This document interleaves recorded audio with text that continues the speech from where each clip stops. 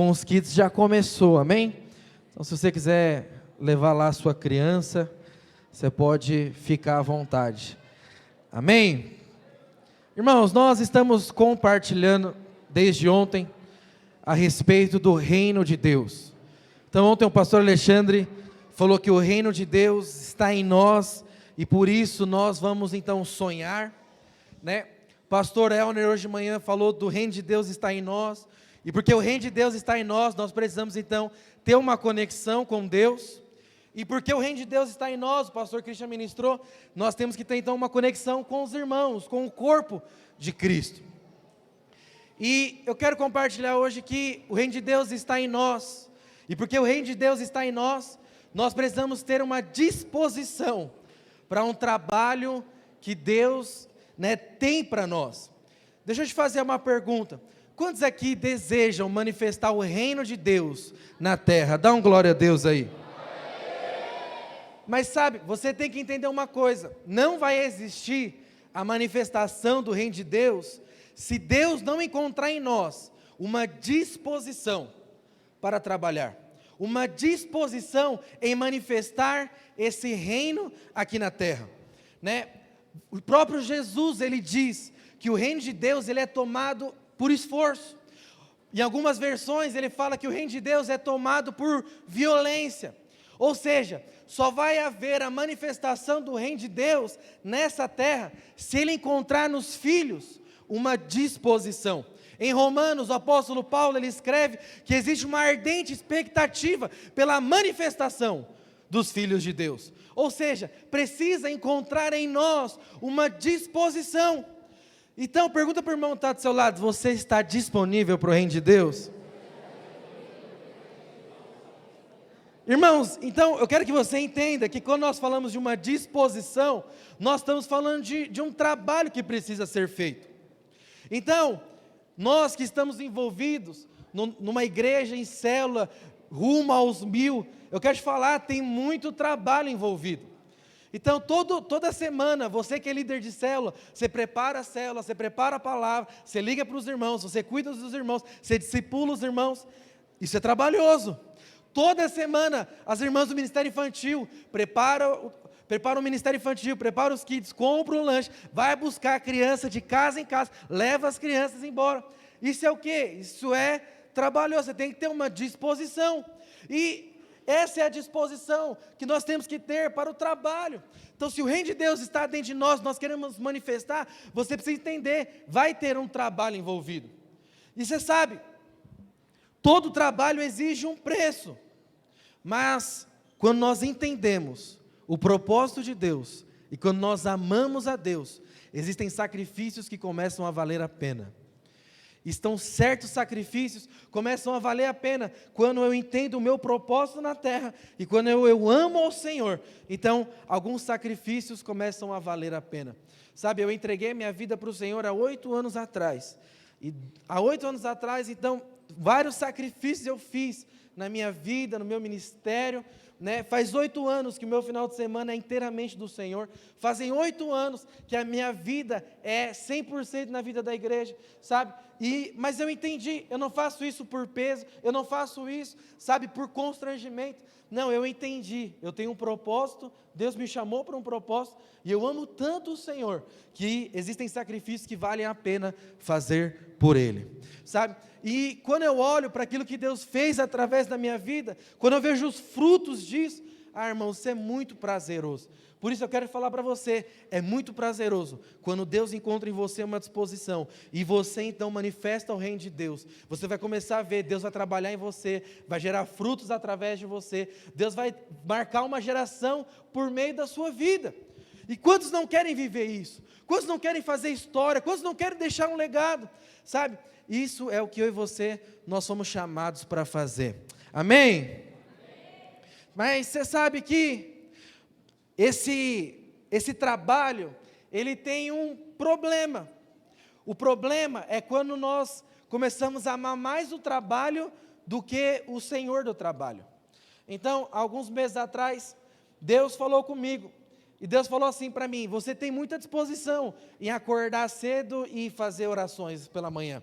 Você tem muita disposição em fazer vigílias com os irmãos. Você tem muita disposição, né, em fazer discipulados. Você tem muita disposição em marcar eventos, encontros, conferências.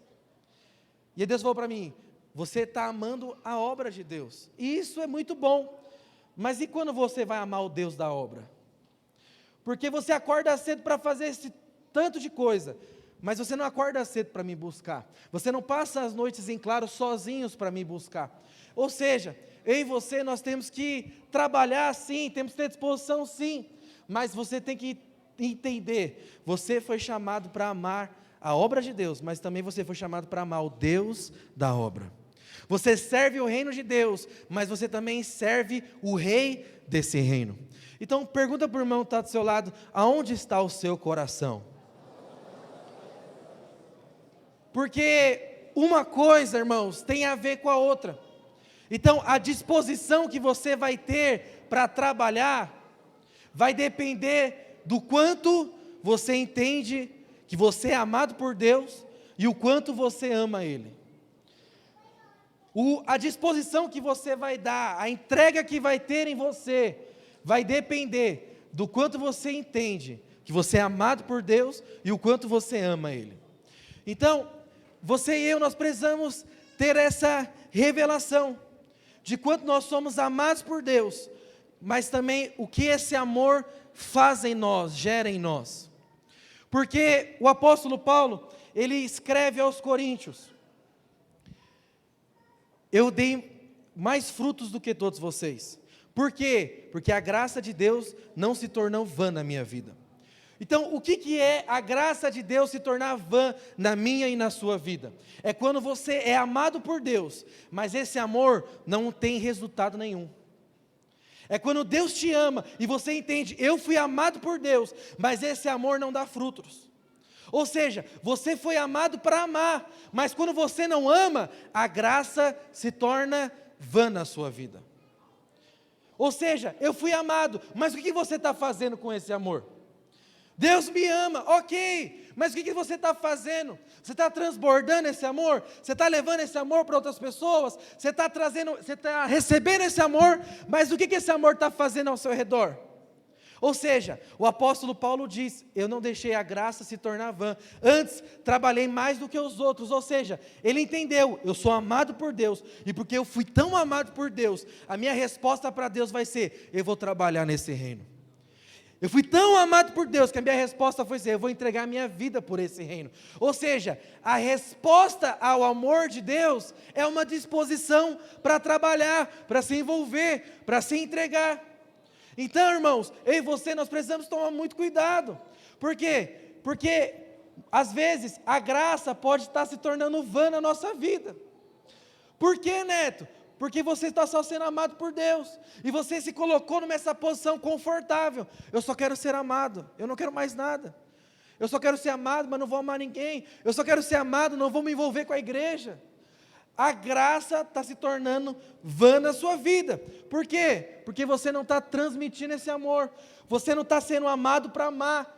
E é isso o nosso chamado: nós somos amados para amar, curados para curar, perdoados para perdoar. Ou seja, aquilo que Deus fez comigo, agora eu vou refletir na sociedade. Aquilo que Deus fez comigo, agora eu vou refletir nos irmãos da minha célula. Então eu e você, nós precisamos ter essa revelação, de que a nossa disposição está na revelação de quanto nós somos amados, mas também enquanto nós respondemos esse amor. Sabe, e nós falamos muito sobre ser amados por Deus, mas poucos falamos sobre amar a Deus. E eu te pergunto, por quê? Porque se criou no nosso meio uma mentalidade de que amar a Deus é a lei, de que amar a Deus é religiosidade, de que amar a Deus é legalismo, mas não é. Amar a Deus faz parte de uma vida cristã, e amar a Deus é o reflexo do quanto eu entendo que eu sou amado por Ele. Então pergunta para o seu irmão: você ama o Senhor? E você sabe que eu descobri na Bíblia que amar a Deus é um dos requisitos para você liderar na casa de Deus? Você fala: não, Neto, é verdade. Amar a Deus é um requisito para ser um pastor, um obreiro, um discipulador, um líder, para ser um anjo da guarda. Deveria ser um requisito. Aí você fala, Neto, onde está isso nas Escrituras? Jesus então encontra Pedro e fala, Pedro, tu me amas? Ele fala, amo, Senhor. E aí Jesus então apacenta as minhas ovelhas. Ou seja, só vai apacentar minhas ovelhas porque tu me amas. Mas deixar de amar a Deus deveria ser requisito para nós também removermos líderes. Deixar de amar a Deus deveria ser requisito para nós removermos pastores, obreiros, discipuladores. Aí você fala, Neto, por quê? Porque lá em Apocalipse capítulo 2, a Bíblia fala que Deus dá uma orientação ao anjo de Éfeso, e ele diz o seguinte, tu caístes, perdeu o primeiro amor, se arrepende e volta, porque se você não voltar, eu vou remover o candeeiro de ouro da sua vida. O candeeiro aponta para a igreja, ou seja, ele está falando para o anjo da igreja, você perdeu o primeiro amor, e se você não voltar a amar, eu vou remover, vou retirar o candeeiro de você. Ou seja, amar a Deus é pré-requisito. Então, o pastor Renato, semana passada, ele falou uma frase que mexeu comigo, irmãos. Assim, mas mexeu muito comigo. E ele falou que, quando eu entendo que eu sou amado por Deus, isso traz salvação para a minha vida. Isso traz refrigério para a minha alma. Quando eu entendo que eu sou amado por Deus, perdoado, justificado, isso traz paz para a minha vida. Mas, quando eu começo a amar a Deus, é isso que vai fazer eu cumprir o meu propósito. Ou seja, quando eu amo a Deus, quando eu entendo que Deus me ama, eu sou salvo. Mas quando eu amo a Deus, isso é combustível para o cumprimento do propósito de Deus na minha vida. E eu fiquei pensando, eu falei, isso é verdade. Porque existem circunstâncias na minha e na sua vida que você não se sentem amados por Deus. Quando alguém te injustiça, quando alguém fala mal de você, quando o seu líder não faz o que deveria ter feito, quando o seu discipulador não faz o que deveria ter feito, quando o pastor te remove, te chama a atenção. Nesse momento, você vira para o irmão e fala, você está se sentindo amado? Ele vai falar, não estou me sentindo amado. Mas o que faz você permanecer? Seja sincero, é o amor que você sente pelo Senhor. É o temor que você sente pelo Senhor.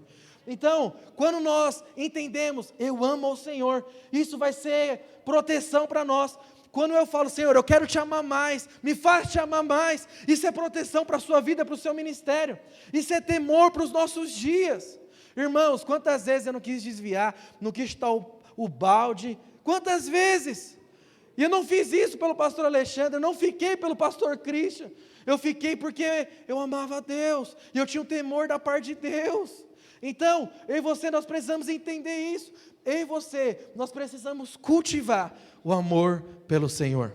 E você sabe, isso não é algo de agora, isso parte das Escrituras, e está presente na vida de grandes homens de Deus, está presente na vida dos pais da igreja. Então, eu separei aqui algumas frases de grandes homens de Deus, que fala sobre eu e você, nós amarmos ao Senhor, de nos deleitarmos ao Senhor, de buscarmos ao Senhor. Então John Wesley diz assim, que não se admita no nosso coração outro desejo ou propósito, cuja o objeto supremo não seja Ele. Sabe, David Wilkerson escreve assim, muita gente passa a vida fazendo coisas boas e legítimas, porém o Senhor não é o primeiro para elas. Ele não é o centro da sua vida. Se Ele fosse, não o colocariam de lado.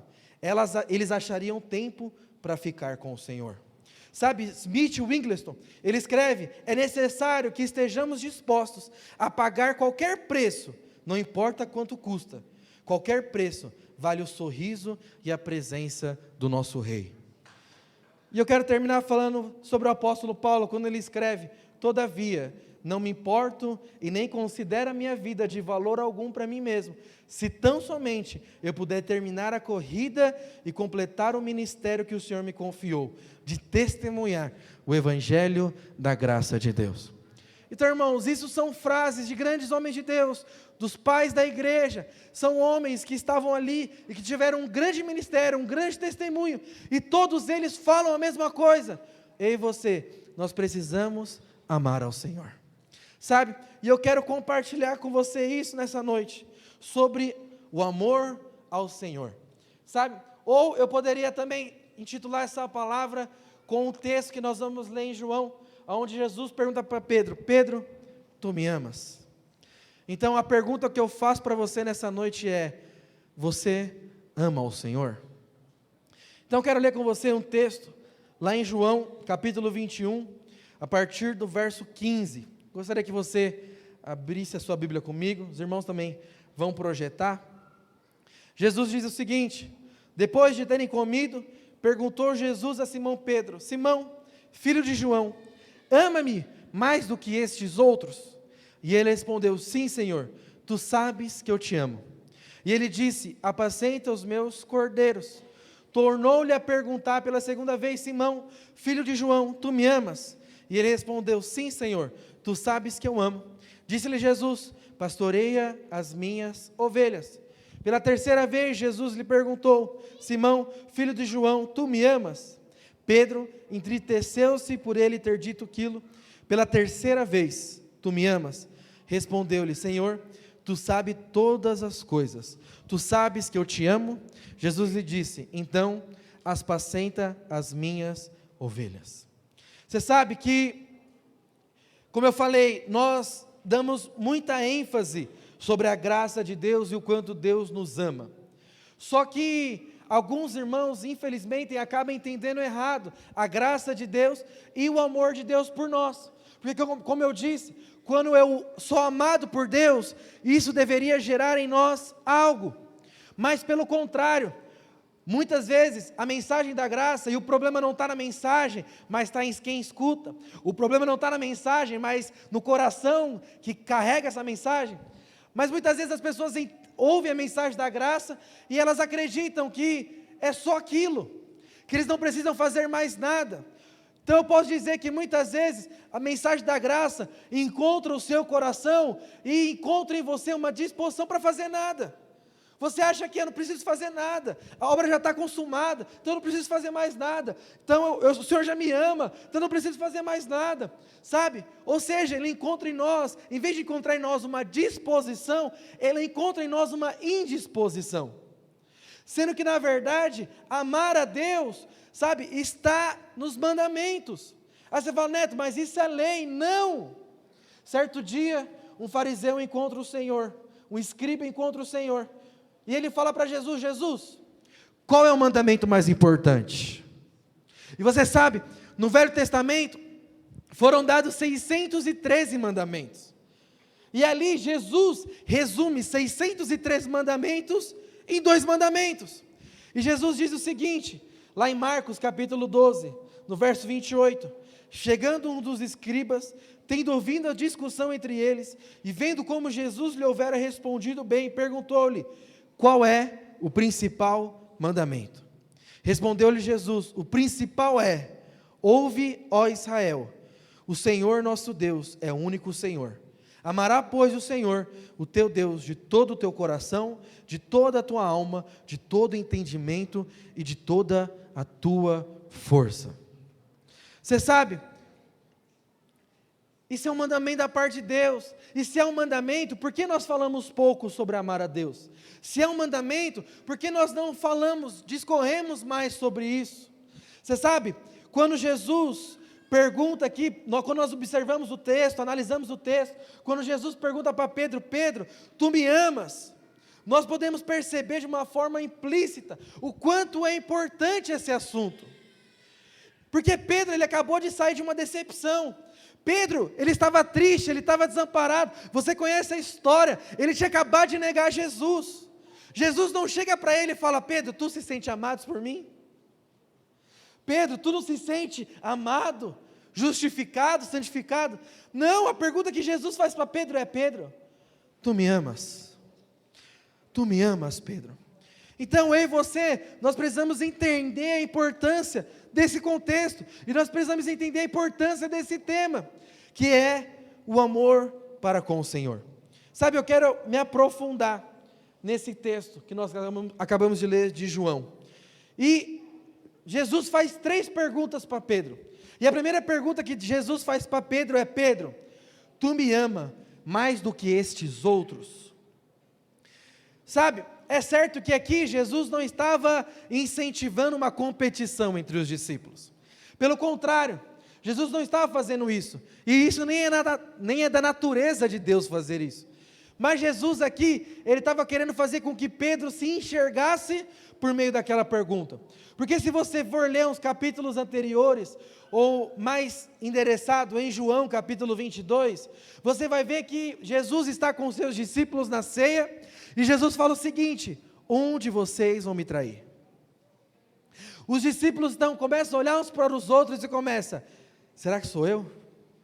E aí, será que sou eu? Não sei, sou eu? Será que sou eu? E a Bíblia diz que Pedro é o único que diz o seguinte: Senhor, estes outros ainda podem te trair, mas eu jamais faria isso. Eu jamais. Sabe o que Pedro estava querendo dizer? Eu sou o cara. Eu sou o cara, eu não vou te trair, Jesus. Sabe, eu sou da geração que eu ainda peguei um jogador chamado Romário. Quantos aqui conhecem? Então, eu talvez intitularia esse momento de Pedro como o espírito de Romário. Porque em 94, quando o Brasil quase não se classificou para a Copa, né, houve um jogo entre Brasil e Uruguai. Né, o Brasil estava para não se classificar, a primeira vez que isso acontecer, e lá o Romário arrebenta com o jogo, o Brasil ganha de 2-0. E aí na saída, o repórter pergunta para o Romário alguma coisa, Romário fala o seguinte: Deus olhou para mim e falou: esse é o cara, esse vai brilhar lá na terra. Então, esse é o espírito de Romário, é quando Pedro fala assim, ó, todos esses podem negar você, mas eu não vou te negar. Você conhece a história? O galo cantou 3 vezes, né, e Pedro negou o Senhor por 3 vezes. Por isso, que quando Jesus reencontra Pedro, ele fala para Pedro: você ainda acha que você me ama mais do que os outros? E aqui a resposta de Pedro fala: Senhor, eu amo. Então você talvez possa entender que Pedro não entendeu, que Pedro ainda não se arrependeu, ou que Pedro ainda continua na mesma vida, mas na verdade não, porque a pergunta do Senhor é: Senhor, Pedro, tu me agapau? Agapau deriva da palavra ágape, que significa um amor sacrificial. Ou seja, é o amor de Deus para conosco. Quando Deus te amou na cruz, Ele te amou com todo amor, um amor sacrificial. No grego isso significa um amor ágape. Ou seja, Jesus pergunta para Pedro: tu me ágape? E Pedro responde: Senhor, eu te filéu. Filéu é um amor de amigo, é um amor fraternal. Ou seja, quando Pedro falou: Senhor, eu não te negarei, morrerei com você, eles vão te negar, eu não. O que Pedro está falando? Senhor, eu vou te amar com amor sacrificial. Mas ele não ama, ele cai, ele nega Jesus por 3 vezes. Então quando Jesus volta, ele pergunta: Pedro, tu vai me amar ainda com amor sacrificial como os outros? Ele falou: não, Senhor, eu só te filéu, eu não te amo como eu achei que eu te amava. Então, quando nós encontramos isso, eu e você, nós precisamos entender, que quando Jesus pergunta para Pedro: Pedro, tu me amas mais do que esses outros? O Senhor está gerando uma reflexão na vida de Pedro. Pedro, você falou lá atrás que me amava e queria morrer por mim, mas isso é realidade na sua vida? É a mesma pergunta que Deus faz para os Éfesos, lá em Apocalipse. Eles falam para os Éfesos: olha, suas obras são boas, vocês são top, vocês são uma igreja violenta, moderna, vocês evangelizam, vocês estão na rede social, vocês são violentos, mas tenho porém contra ti, que abandonastes o primeiro amor. Ou seja, Deus está trazendo uma reflexão sobre a vida da igreja. Por quê? Porque a igreja achou que estava bem, a igreja achou que estava tudo legal. E essa noite eu quero trazer uma reflexão sobre a sua vida, porque às vezes você acha: está tudo bem, eu estou liderando célula, está tudo bem, eu estou discipulando uma rede, está tudo bem, eu sou pastor, eu sou obreiro, está tudo bem, mas a pergunta é: Pedro, tu me ama mais do que esses outros? E aí às vezes você vai encontrar na sua vida circunstâncias e momentos de que você de fato não amou ao Senhor, mas é importante eu e você o quê? Reconhecemos aonde nós estamos, para que então possamos avançar para onde o Senhor quer nos levar. Porque essa é a segunda pergunta que Deus faz para Pedro. Fala para o seu irmão assim: independente de onde você esteja, o amor pode crescer. Sabe, lá em Marcos capítulo 14, nós vemos que existe uma profecia que se cumpre ali. Então, no Getsêmani, todos os discípulos do Senhor se dispersaram. E no Velho Testamento, a Bíblia conta de uma profecia de que as ovelhas se dispersariam. E é nesse momento, lá no Getsêmani, a Bíblia diz que os discípulos fugiram. Marcos faz esse relato de uma forma tão contundente, que ele fala que ele saiu correndo nu, pelado, de tão talvez perigoso que foi o momento. Imagina, um monte de soldados chegando, os discípulos ali, o que eles pensaram? Ele vai ser preso, Jesus vai ser preso, eu também vou ser. Então o que eles fizeram? Fugiram. Mas o único que não fugiu foi Pedro. Pelo contrário, Pedro pega uma espada e corta a orelha de Malco. Pedro, ou seja, Pedro estava ali.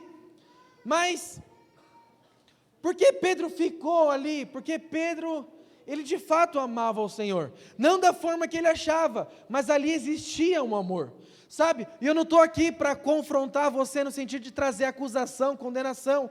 Pelo contrário, se você está aqui, eu sei que você ama o Senhor. Mas o que eu quero dizer é que talvez nós podemos amar mais ao Senhor.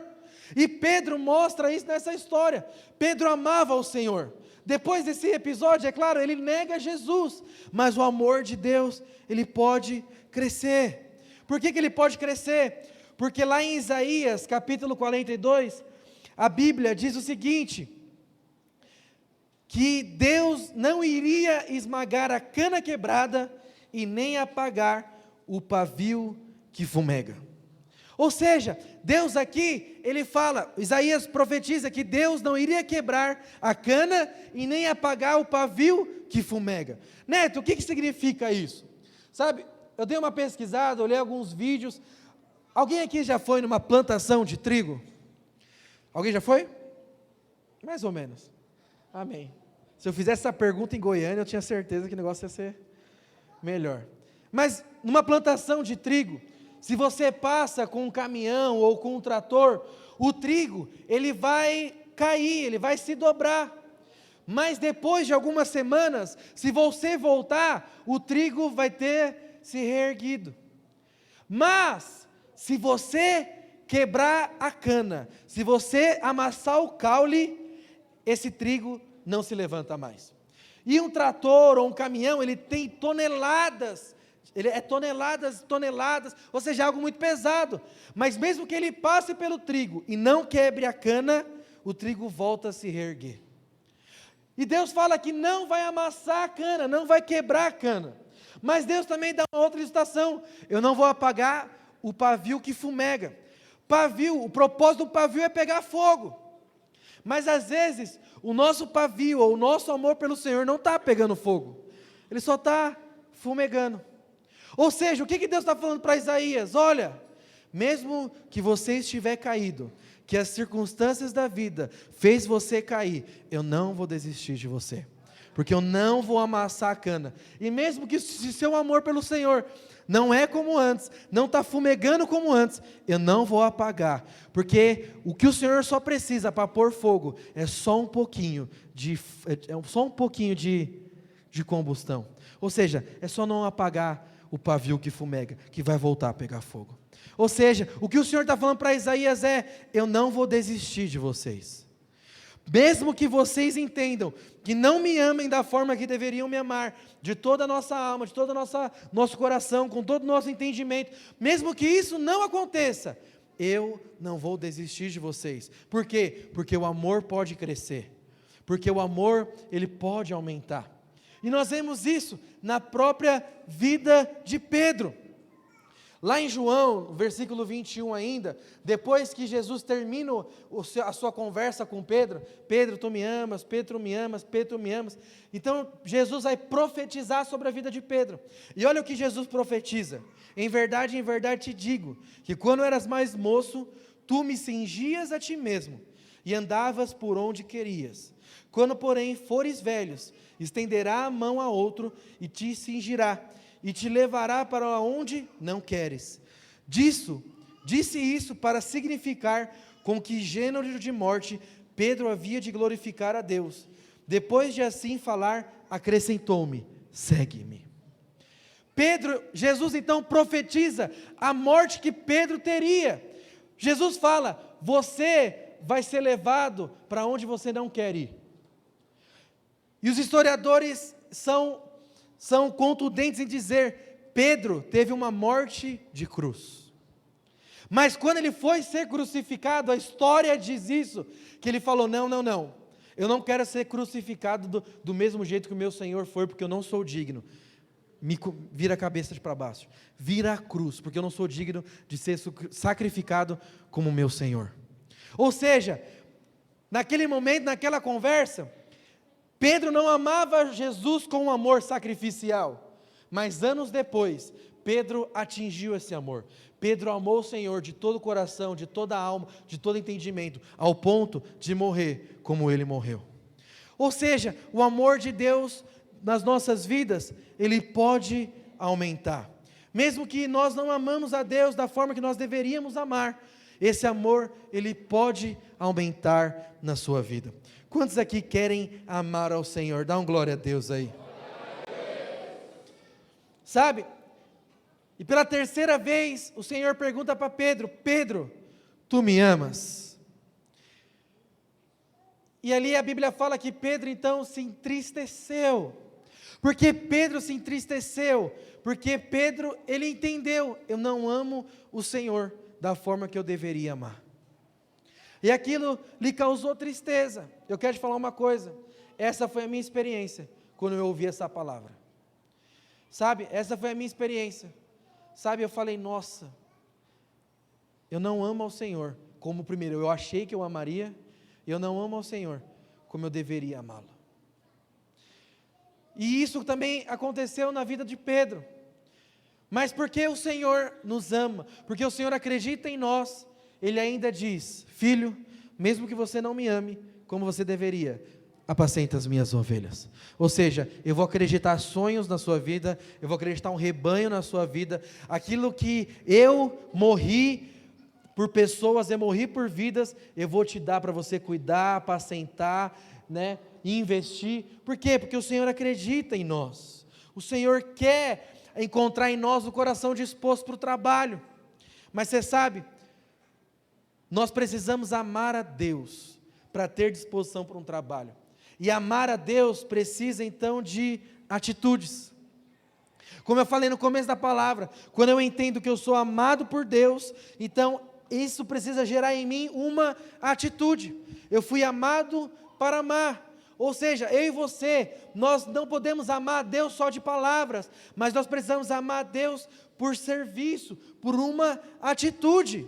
Sabe, muitos têm uma visão distorcida: eu só vou servir a Deus quando eu estiver pronto, eu só vou liderar uma célula quando eu estiver completo. Mas esses irmãos não entendem que a forma de Deus te fazer pronto, te fazer completo, te amadurecer, é exatamente quando você está liderando. É quando você está liderando, é quando você está mostrando atitudes de serviço, é que Deus então vai te preparar, vai te conduzir. Irmãos, eu vivo dizendo isso, o CTL não te prepara para ser um líder de célula. E quem é líder aqui concorda comigo, diz amém. Não te prepara, vai te ensinar princípios, mas irmãos, só vai saber o que é liderar uma célula o dia que você estiver lá no meio do fogo cruzado. Então, existe um conceito muito errado, de que eu só vou responder ao amor de Deus no dia que eu estiver pronto ou preparado. Deixa eu te falar uma coisa, filho, Deus te chama na imaturidade, é porque é na sua imaturidade que Ele vai se glorificar. Jesus chamou José na imaturidade dele, mas foi na maturidade de José que Deus se permitiu moldar José. E deixa eu te falar uma coisa, a pior fome do mundo encontrou em José um líder preparado para suprir a necessidade do mundo. Ou seja, Deus quer encontrar em você uma disposição para suprir uma necessidade lá no seu trabalho, lá na sua casa, lá na sua célula. Ou seja, as pessoas vão olhar para você e vai falar: eu encontrei o que eu estava esperando, eu encontrei o que eu estava procurando na sua liderança. E às vezes não é algo seu, é algo que Deus gerou em você. Mas para isso acontecer, Deus precisa encontrar em você uma disposição, uma atitude. Ou seja, eu fui amado e agora eu preciso ter uma atitude. Sabe, lá em 1 João 3,18, Jesus diz: filhinhos, não amemos somente de palavra, nem de língua, mas de fato e de verdade. Então, irmãos, o amor genuíno, ele precisa ir além das palavras. O amor genuíno precisa ser demonstrado em atitudes. Imagina só eu falar para minha esposa que eu amo ela, mas eu não demonstrar esse amor. Imagina só eu falar para minha esposa: olha, eu te amo, mas eu não demonstro esse amor. Eu vivo com os irmãos, eu não dou carinho, não dou presente, não dou nada. Você acha mesmo que ela vai se sentir amada por mim? Você acha mesmo que ela vai acreditar nas minhas palavras?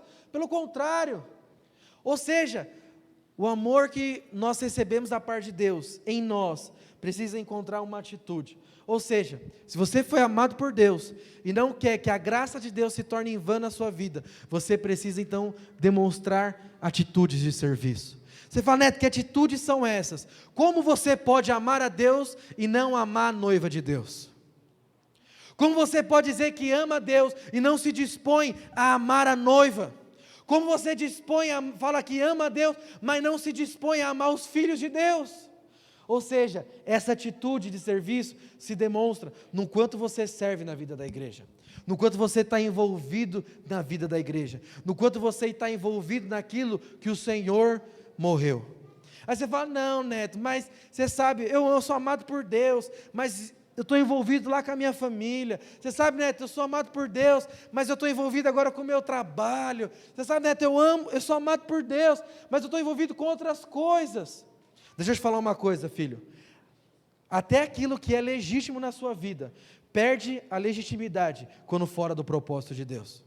É legítimo você cuidar da sua família, é legítimo você ter o seu trabalho, é legítimo todas essas coisas, mas se isso estiver fora do propósito de Deus, tudo isso se torna ilegítimo. Por quê? Porque você nasceu para estar no centro da vontade de Deus. E o centro da vontade de Deus significa o quê? Eu amar aquilo que Deus amou. Se Deus amou pessoas, eu vou amar pessoas. Se Deus morreu por pessoas, eu vou também morrer por pessoas. Jesus disse: Pedro, tu me amas, então apacenta as minhas ovelhas. Ou seja, Pedro, não tem como você dizer que me ama, se você não apacentar as minhas ovelhas. Ou seja, então eu demonstro quanto eu amo a Deus, quanto eu me disponho a servir a igreja. Mas hoje nós temos uma mentalidade tão rasa disso, de que nós estamos levantando homens e mulheres que são, na verdade, consumidores gospels. Homens e mulheres que vêm para consumir uma palavra, vêm para consumir um conteúdo, mas que não pegam o lixo que está do lado dele. São homens e mulheres que vêm para o culto, mas não gostam. Não estou gostando do som, não estou gostando da luz, é muito escuro, é muito claro. Irmãos, o culto não é para você, o culto é para o Senhor. Mas isso não tem relevância nenhuma quando eu amo a Deus, quando eu amo o Senhor, quando eu amo as coisas do Senhor. Sabe, algum tempo atrás, eu entrei numa crise muito profunda, né? O pastor Alexandre nem sabe disso, eu não sei se ele está me ouvindo, mas a pastora está aqui. Mas eu entrei numa crise, irmãos, muito profunda, porque um dia o pastor Alexandre falou para mim e falou assim: você vai ter muita dificuldade em liderar os mais velhos na igreja, porque você tem tatuagem. Irmãos, eu fiquei triste. Por quê? Porque meu sonho é ser pastor. Eu vou ser pastor de jovens, depois vou ser pastor de adultos, e um dia eu vou liderar os mais velhos na igreja. E eu fiquei, irmãos, muito triste. Mas todas as tatuagens que eu fiz foi antes de conhecer a Deus. E então eu fui falar com o Senhor, eu falei: Senhor, por que o Senhor permitiu eu fazer isso? Sabendo que eu seria um pastor. Por que o Senhor não fez alguma coisa? Não sei. Mas por que o Senhor permitiu? Porque eu falei, eu fiquei entristecido por aquilo. E aí, Deus falou assim para mim: Neto, deixa eu te falar uma coisa. Ninguém vai se importar com o que você veste, com o que está no seu corpo, se de você manar unção. Se você tiver a unção da parte de Deus, você sabe, as pessoas não vão olhar para você, mas vão olhar para o conteúdo que está dentro de você. E aí Deus me levou para aquele texto de Josué, que o povo falou: se Deus for com você, assim como foi com Moisés, nós te seguiremos. Ou seja, o povo não estava olhando para a roupa, o povo não estava olhando para o que ele vestia, o povo não estava olhando para o cabelo dele, o povo estava olhando e falando assim: os sinais vão acompanhar você, porque eu vi Moisés abrindo o mar, eu vi Moisés, pão do céu caindo, os sinais vão acompanhar, porque se os sinais acompanhar, eu estou com você. E por que eu estou te falando isso? Porque, sabe, eu e você, nós precisamos entender, nós servimos ao Senhor. Então, não tem a ver conosco, tem a ver com Ele. Quando eu venho cultuar, é cultuar ao Senhor. Não importa se a luz é boa ou não para mim, não importa se eu gosto ou não do louvor, ou não importa até mesmo se eu gosto ou não do irmão da minha célula, não importa se eu recebo uma profecia de alguém que eu não gosto, porque muitas vezes Deus dá um presente para você na embalagem que você vai rejeitar. E às vezes o irmão lá, simples, que não sabe falar, fala problema, vai liberar uma profecia para você e você rejeita aquilo no seu coração, só porque ele falou problema, mas era aquela profecia que ia mudar a sua vida. Então, irmãos, eu e você, nós precisamos amar o Senhor ao ponto dessas coisas não nos paralisarem. Não é um projetor que vai me paralisar, não é a falta de som, não é o louvor que está, não é. Mas eu vim aqui para adorar o Senhor. Mas só tem essa atitude quem tem a disposição de servir a igreja. Quem tem a disposição de dar um passo além, de dar um passo a mais. Ou seja, eu não estou aqui só para ser amado, mas eu também estou aqui para amar. Eu não estou aqui só para ser servido, eu também estou aqui para servir. Ou seja, está ruim o louvor? Então se prontifica a cantar.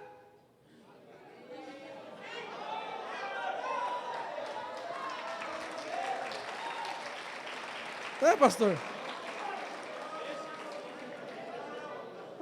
Tá ruim os banheiros? Arruma.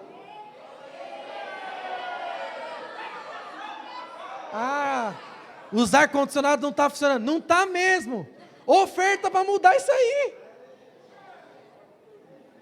Mas você sabe, irmãos, é que eu não trouxe, eu ia trazer essa foto, não trouxe. Pequei. Mas tem uma foto de um batismo lá no Bangladesh. Sabe onde os irmãos estavam se batizando? Na água do esgoto. Nossa, quando eu vi aquela foto eu falei, irmãos, eu reclamo da água gelada aqui do batismo. Imagina a água com cocô, né? Mas os irmãos amam tanto ao Senhor, que eles não se importam com aquilo. Você sabe que se converter num país desse, é você ter nas suas costas uma condenação de morte. E eles não se importam com nada disso. Eles não se importam. Porque o mais importante para eles é, eu quero o meu Senhor. Eu quero Jesus na minha vida. E isso deveria ser o mais importante para mim e para você. Mas, com o passar do tempo, a gente vai perdendo essas coisas. Com o passar do tempo, a gente vai perdendo a essência que nos apaixonou. Sabe, irmãos, quando eu entrei na igreja, eu nem sabia que eu tinha uma célula e que eu fazia parte de uma rede. Eu nem sabia. Eu fiquei um mês, eu nem sabia que eu tinha uma rede. Quando os meus vieram falar para mim, você tem um discipulador, eu falei, o que é isso? Eu nem sabia o que era rede. Por quê? Porque eu não me importava com isso. Mas hoje os irmãos se importam. Quem é o seu discipulador? Ah não, prefiro o outro do que esse. Mas como assim? Mas por quê? Porque com o passar da vida cristã, nós vamos perdendo o amor. E nós começamos a se importar com algumas coisas. Irmãos, quando nós nos mudamos para esse prédio, o primeiro culto foi terrível. Foi terrível, terrível. O pastor Roberto quase tropeçou, porque tinha um buraco aqui, ó, no primeiro culto. E se chovesse, ia ser culto na chuva, porque não tinha teto. Irmãos, estava tão sujo o prédio da igreja, Mas sabe quem estava aqui? Aqueles que não se importavam e amavam ao Senhor.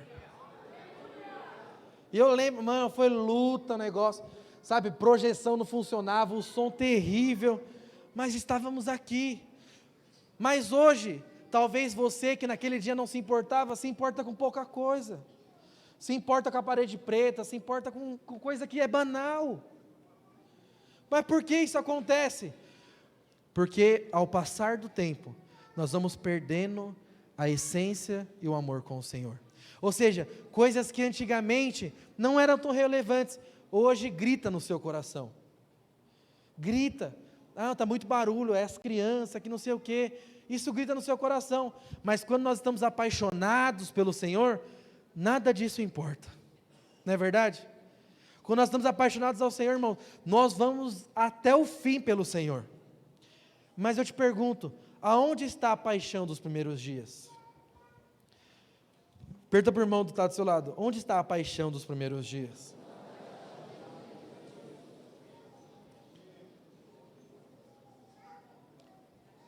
A equipe de louvor pode subir. Jesus, em Apocalipse, capítulo 2, no verso 5, ele diz assim: lembra-te, pois, de onde caíste, arrependa-te e volta à prática das primeiras obras. Se não, venho a ti e moverei do seu lugar o teu candeeiro, caso não te arrependas. Sabe, irmãos, Pedro, resumindo o que nós falamos, Pedro achou que amava o Senhor de toda a sua alma, de toda a sua força, com todo o seu entendimento. Mas Pedro nega Jesus 3 vezes no reencontro. Então Jesus pergunta: tu me amas? Tu me amas? Tu me amas? Pedro se entristece porque ele entende: eu não amo ao Senhor como eu deveria amar, eu não amo ao Senhor como eu achei que eu amaria, sabe? E essa é uma grande lição para nós. Eu e você, nós precisamos nessa noite, e eu quero trazer essa reflexão para a sua vida, é te perguntar: será que você ama o Senhor como se você amava no começo dos seus dias? Porque aqui ele deixa bem claro: volte ao primeiro amor. Não é que a igreja de Éfeso não amava a Deus, eles amavam a Deus, mas não amavam como amavam antigamente. Então a pergunta não é se você ama a Deus, porque eu sei que você ama a Deus, mas a pergunta é: você ama o Senhor como antigamente? Você ama o Senhor como nos primeiros dias? Você ama o Senhor da mesma forma do que do dia que você foi encontrado por Ele? Essa é a pergunta que Jesus faz para a igreja de Éfeso. E aqui ele menciona 3 princípios para nós voltarmos para o caminho que nós não deveríamos ter saído. E o primeiro ele fala: lembra de onde caístes. Ou seja, a lembrança é o primeiro passo, a recordação é o primeiro passo para eu e você, nós voltarmos do lugar de onde nós não deveríamos ter saído, que é o primeiro amor. Neto, o que é lembrança aqui? Eu vou te dar alguns exemplos de lembrança. Então, eu quero falar, eu lembro, irmãos, quando nós éramos do prédio da Santo Teodoro, e não podia fazer vigília, porque tinha um vizinho que reclamava. Então, o Rodolfo trabalhava lá de zelador, e eu queria fazer uma vigília. Falei: Rodolfo, vamos fazer uma vigília? Rodolfo falou: vamos fazer uma vigília. Juntamos os jovens, irmãos, e começamos ali a adorar o Senhor. Começamos ali a engrandecer o nome do Senhor. Estava eu, Rodolfo, estavam alguns irmãos, sem instrumento, sem som, porque não podia fazer barulho. A glória de Deus inundou as nossas vidas. Eu lembro, Rodolfo começou a profetizar na minha vida. Eu tinha muito medo de profetizar, e ele falou: profetiza sobre mim. E eu olhava para ele, eu enxergava um grande homem de Deus, e ele me incentivava: profetiza. Aquela noite, eu nunca esqueço da minha vida. É esse tipo de lembrança que você deve ter. Lembrança dos primeiros amores. Eu lembro, quando eu me converti, nos primeiros dias da minha conversão, eu me tranquei no quarto do meu avô, e fiquei 3 horas lá no quarto. E em 3 horas eu li os 4 evangelhos inteiros. E o tempo ali passou voando.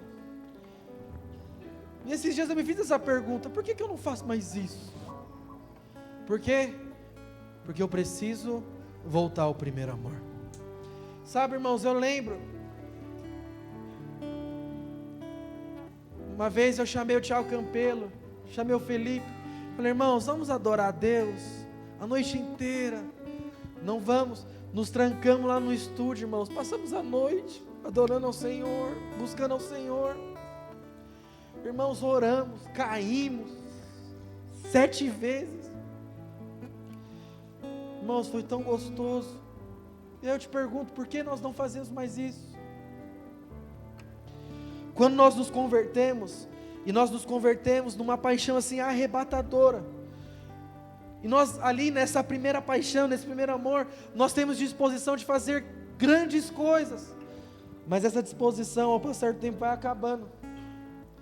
E eu quero te falar uma coisa, e é um engano que muitas vezes o diabo traz na sua vida, porque você pode estar falando: eu não tenho essa mesma disposição porque agora eu sou adulto, trabalho, eu não tenho essa mesma disposição porque agora eu tenho filhos, eu não tenho essa mesma disposição porque agora eu estou na faculdade. Irmão, deixa eu te falar uma coisa, que toda a sua vida mude pelos seus filhos, pela sua faculdade, pelo seu trabalho, menos o seu relacionamento com o Senhor. Porque no nosso relacionamento com Deus existe um princípio: quanto mais eu me alimento de Deus, mais fome de Deus eu vou ter. Por isso que nos primeiros dias, irmãos, aquilo tudo é glorioso. Eu lembro, irmãos, oh Deus, eu lembro que uma vez o pastor Christian falou assim para nós: vamos para o sítio da igreja, vamos adorar o Senhor lá a noite inteira. Irmão, nós fomos, eram 20 jovens ali, que não queriam saber de nada, só queriam saber da presença de Deus. Nem lembro como nós fomos, não tínhamos carro para ir, nós já resolvemos o problema. Por quê? Porque não importava como, nós só queríamos estar lá com o Senhor. Irmãos, eu comecei, quando eu li essa palavra, a lembrar de tantas coisas que eu fazia pelo Senhor. A primeira coisa é você lembrar.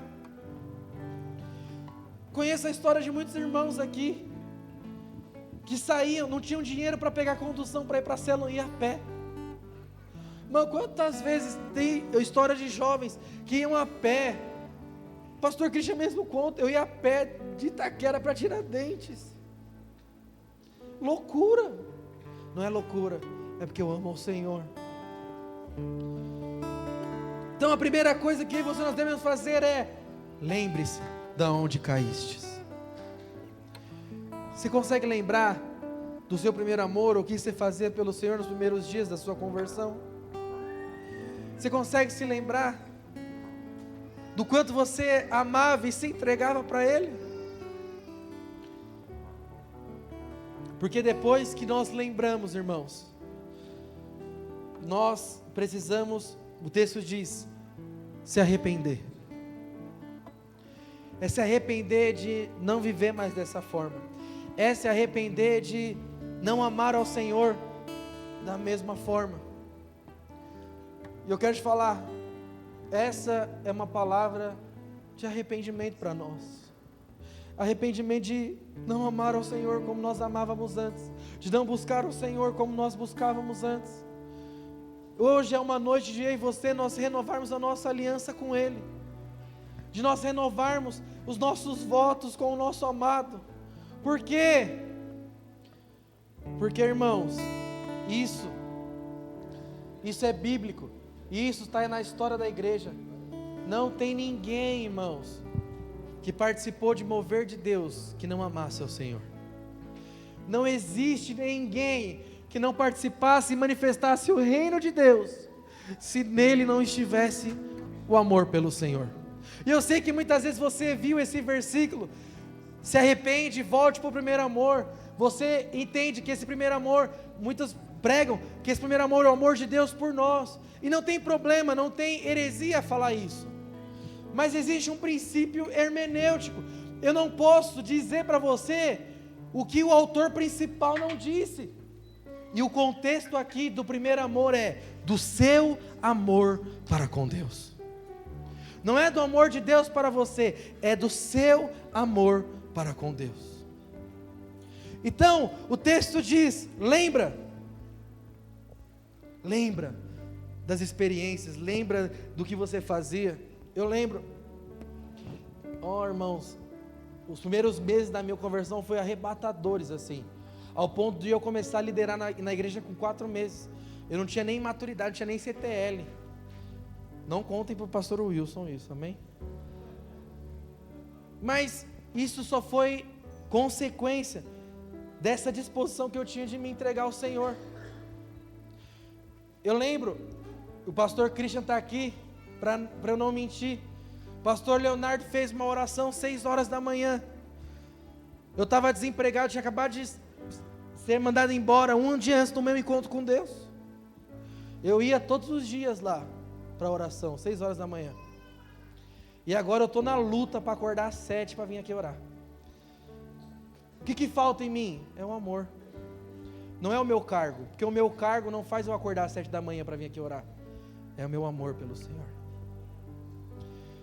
Eu ia lá às 6 horas da manhã, encontrava lá o pastor, os pastores, nós orávamos, tomávamos um café. Teve uma vez que eu tive uma experiência muito forte com Deus. Eu estava na minha casa, e minha casa era lotada assim, e Deus falou para mim assim: pode aumentar a TV no último volume, porque ninguém da sua casa vai ouvir. Isso era 3 horas da manhã. Eu aumentei no último volume. Irmãos, ninguém da minha casa acordou.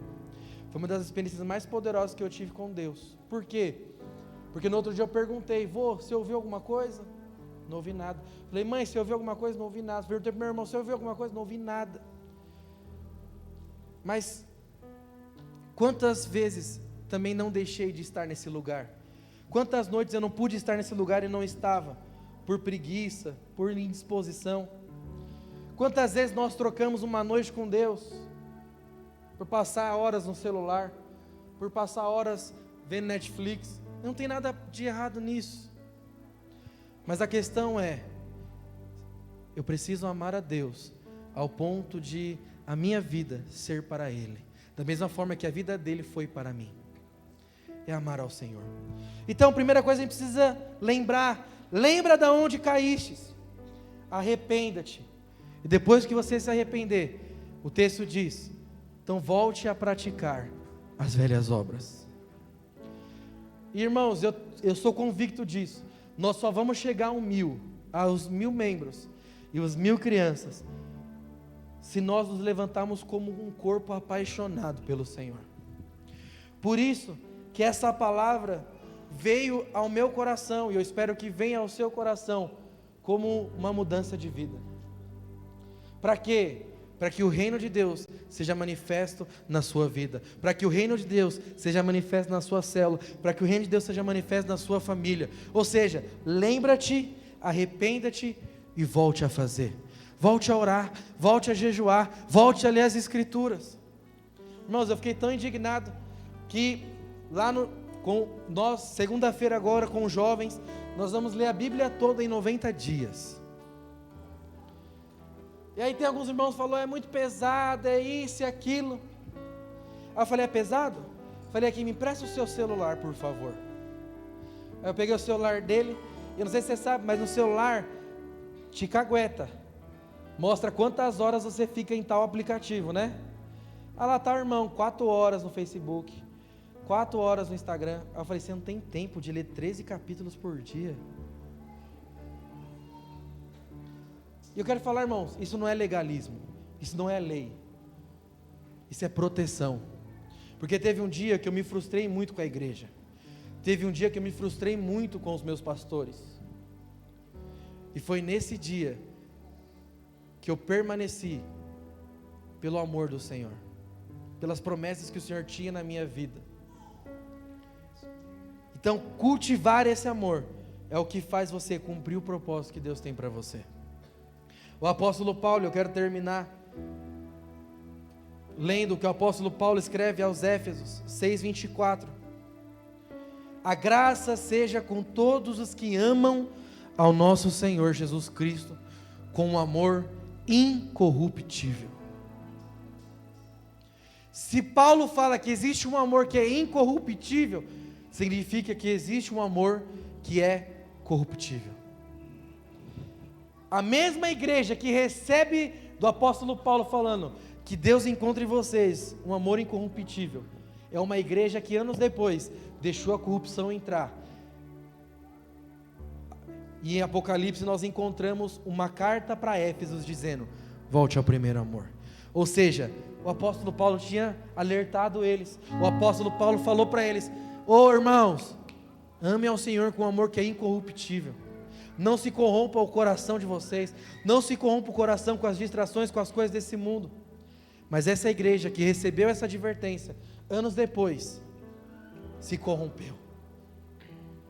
E quando nós falamos de corrupção, não é que você está fazendo coisas más ou ruins ou ilícitas, não. Talvez você até esteja fazendo coisas legítimas, mas quando você não coloca o Senhor em primeiro lugar na sua vida, você deixou a corrupção entrar no seu coração. Essa corrupção, ela rouba o amor de Deus, ao ponto de você não se entregar e fazer aquilo que você fazia nos primeiros dias da sua conversão. Quero convidar você a ficar de pé no seu lugar.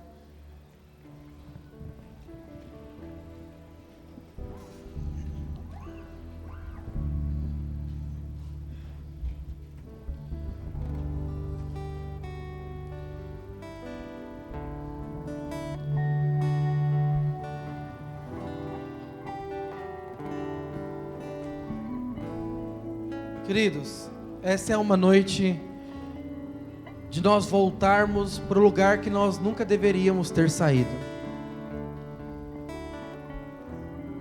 E eu gostaria que você, no primeiro momento, queria que você tivesse um momento com o Senhor. Então, quando os instrumentos tocam, eu gostaria que você falasse para o Senhor: Senhor, eu me lembro dos primeiros dias da minha conversão. Eu quero voltar a viver aquilo que eu vivia, a ter experiências que eu tinha, de fazer o que eu fazia. Senhor, eu me arrependo. Eu me arrependo. Eu me arrependo de ter trocado o Senhor. Eu me arrependo de não amar mais o Senhor. Então, no primeiro momento, eu quero deixar você falar com Deus nesse momento, porque essa é uma noite de mudança de rota, conversão, de arrependimento. Então eu vou pedir a gentileza dos irmãos, só tocar os instrumentos, e eu gostaria que você falasse com o Senhor. Se você quiser se ajoelhar, se ajoelhe. Se você quiser sair do seu